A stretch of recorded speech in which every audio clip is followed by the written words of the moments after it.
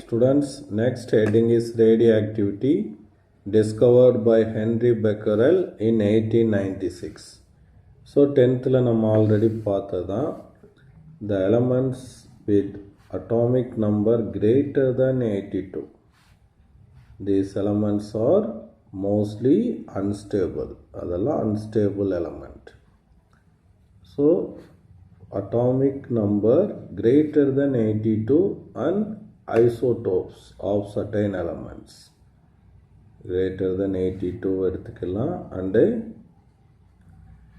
isotopes of light and heavy elements எல்லாம் radioactive light and heavy elements. Okay, so consider a nucleus whose atomic number is greater than 82. That is the greater mass number. Okay, right. Now from this nucleus spontaneously some strong penetrating radiations are emitted. So அதிலிருந்து இயற்கையாகவே some type of radiation என்ன ஆகும் அப்படின்னு கேட்டனா emit ஆயிட்டே வரும். Okay, and some radiations are called alpha ray அல்லது alpha particle அப்படின்னு சொல்லுவோம்.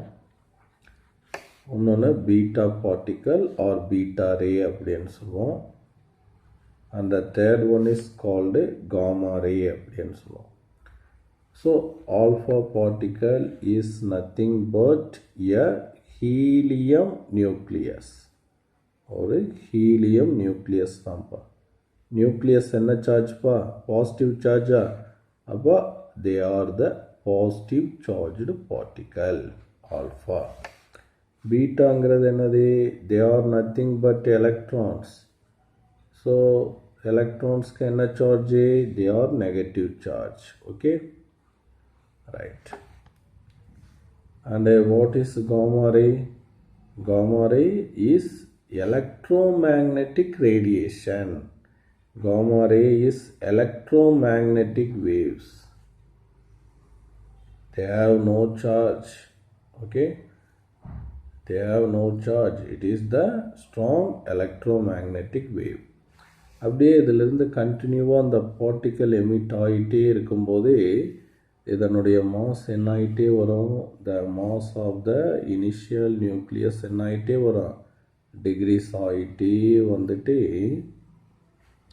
கடைசியில் இதை என்ன பண்ணோம் அப்படின்னு கேட்டோன்னா அதனுடைய மாஸ் குறைஞ்சிக்கிட்டே வந்து ஒரு ஸ்டேபிள் நியூக்ளியேவாக மாறும். ஸ்டேபிள் நியூக்ளியஸாக மாறும். இந்த ப்ராசஸ்க்கு பேர் தான் இப்போ ரேடியோ ஆக்டிவிட்டி. ஸோ இதில் எனர்ஜி எப்படி ரிலீஸ் ஆகுதுன்னா இனிஷியல் நியூக்ளியஸுடைய மாஸ், ஃபைனல் நியூக்ளியஸ் அந்த எமிட்டட் பார்ட்டிக்கல், இந்த எல்லா எமிட்டட் பார்ட்டிக்கல் இந்த மாஸையும் இதனுடைய இனிஷியல் மாஸையும் சம் பண்ணால் இதனுடைய மாஸ் தான் கிரேட்டராக இருக்கும். அப்போ அந்த டிக்ரீஸ் இன் மாஸ் இருக்கு இல்லையா, that is called reduced mass. என்ன ஆகும் அப்படின்னு கேட்டோன்னா is converted into energy according to the Einstein relation.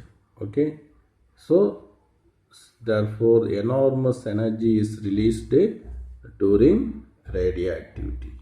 Okay students, see in text the same thing is given here. Z greater than 82 அப்படின்னா the nuclei are unstable nuclei, and some of the unstable nuclei என்ன பண்ணும்? நேச்சுராகவே அது certain பார்ட்டிகல்ஸை emit பண்ணும். Emit பண்ணிவிட்டு stable நியூக்ளியஸாக மாறிடும். ஓகேவா? இப்போ the elements with atomic number greater than 82 and isotopes of light nuclei, அது எது இந்த கேட்டகரியில் வரும்? Belonging to this category. They are called radio active nuclei அப்படின்னு சொல்லுவோம். அப்போ each of these radioactive nuclei என்ன ஆகும் அப்படின்னா decays to each of these radioactive nuclei decay to another nuclei by emission of helium nucleus, that is alpha decay, or electron or positron emission is called beta decay, and gamma rays, they are called gamma decay அப்படின்னு சொல்லுவோம். See, 2 mark definition for radioactivity. The phenomena of spontaneous emission of highly penetrating radiation. Spontaneousனா இயற்கையாக தானாகவே வெளிவரக்கூடிய highly penetrating radiation such as alpha, beta, gamma rays by an element. எங்கிருந்து வருது? ஒரு எலமெண்ட்லேருந்து வருது. is called radioactivity அப்படின்னு சொல்லுவோம். And the substance which emit these radiation, the radiation emit பண்ணக்கூடிய அந்த substance இருக்கு இல்லையா, அதுக்கு பேர் radioactive elements அப்படின்னு சொல்லுவோம். ஓகே, அந்த radioactive elements can be heavy elements இருக்கும், that is greater than 82 அப்படின்னு. So isotopes of lighter and heavy element, and these isotopes are called radio isotopes அப்படின்னு சொல்லுவோம். இப்போ கார்பனில் பார்த்தீங்கன்னா C14 ரேடியோஆக்டிவ், C12 வந்து கிடையாது, நார்மலானது. அப்போ ரேடியோ ஐசோடோப் வந்து நிறைய அப்ளிகேஷனில் நம்ம யூஸ் பண்ணுறோம். கார்பன் டேட்டிங், கார்பன் டேட்டிங்கை பற்றி ஒரு ஹெட்டிங் கொடுத்துருக்கோம், அதில் தெளிவாக சொல்லுவோம். எப்பயோ இறந்த ஒரு எலும்பு துண்டு கிடைக்கிது ஒரு ஏதாச்சும் ஒரு ஆர்ச்சியாலஜிக்கல் சைட்டில், அப்போ அது எத்தனை வருஷம் முன்னாடி அந்த உயிரினம் வாழ்ந்ததுங்கிறத கண்டுபிடிக்கலாம். இது கார்பன் டேட்டிங். அடுத்து வந்து கேன்சர் ட்ரீட்மெண்ட்டுக்கு இந்த ரேடியேஷன் தெரப்பி அப்படின்னு ஒன்று யூஸ் பண்ணுவோம். இந்த ரேடியேஷன் காமா ரே இருக்கு இல்லையா, ரேடியோ ஆக்டிவில் வெளிவரக்கூடிய காமா ரே கேன்சர் செல்லில் என்ன பண்ணோம் அப்படின்னு கேட்டோன்னா அதை டெஸ்ட்ராய் பண்ணக்கூடிய இது பவர் இருக்குது.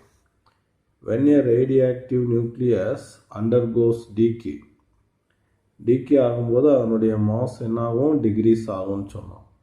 அப்போ mass of the initial nucleus before decay is always greater than the sum of the masses of the final nucleus of the emitted particle. அப்போ இனிஷியல் நியூக்ளியஸ் தான் அதிகமாக இருக்கும். Emitted particle plus final nucleus உடைய mass எல்லாத்தையும் add பண்ணும்போது அப்போ அந்த டிஃப்ரென்ஸை வந்து டெல்லம் அப்படின்னு சொல்லுவோம். அது ஐன்ஸ்டீன் ரிலேஷன் படி எனர்ஜியாக மாறி டிஸப்பியர் ஆகுது. ஓகே, பாருங்கள், important in 1 mark area. The phenomena of radio ஆக்டிவிட்டியை கண்டுபிடிச்சது ஹென்ரி பெக்கரல் இன் 1896. அவரை தொடர்ந்து Marie Curie and her husband Pierre Curie வர்றாங்க. அவங்க நிறைய எக்ஸ்பெரிமெண்ட் செஞ்சு இன்னைக்கு கேன்சர் ட்ரீட்மெண்ட்டுக்கு உதவக்கூடிய ரேடியோ ஐசோடோப்ஸான ரேடியம் அதே மாதிரி பொலோனியமாக கண்டுபிடிக்கிறாங்க. ஸோ இந்தியாவில் பார்த்தீங்கன்னா Saha Institute of nuclear Physics SINP கொல்கத்தாவில் இருக்குது.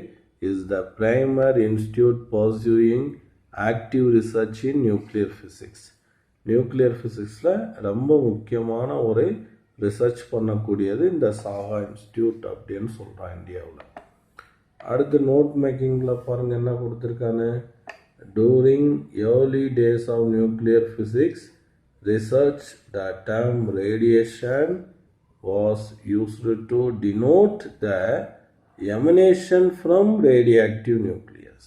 அப்படின்னா என்னப்பா, ஆரம்ப காலத்தில் நியூக்ளியர் ஃபிசிக்ஸில் அந்த ரிசர்ச் பண்ணும்போது இந்த டேர்ம் ரேடியேஷன் அப்படிங்கிறது used to டினேட் emanation from radioactive நியூக்ளியை.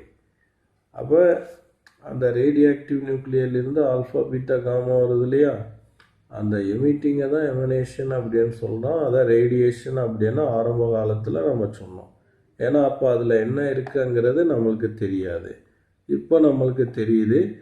Alpha ரேடியேஷனுங்கிறது ஹீலியம் நியூக்ளியை, பீட்டா ரேடியேஷனுங்கிறது எலக்ட்ரான் ஆர் பாசிட்ரான், அதே மாதிரி காமாங்கிறது வந்து என்னது, எலக்ட்ரோ மேக்னெட்டிக் ரேடியேஷன் அப்படின்னு சொல்கிறாங்க. Okay students.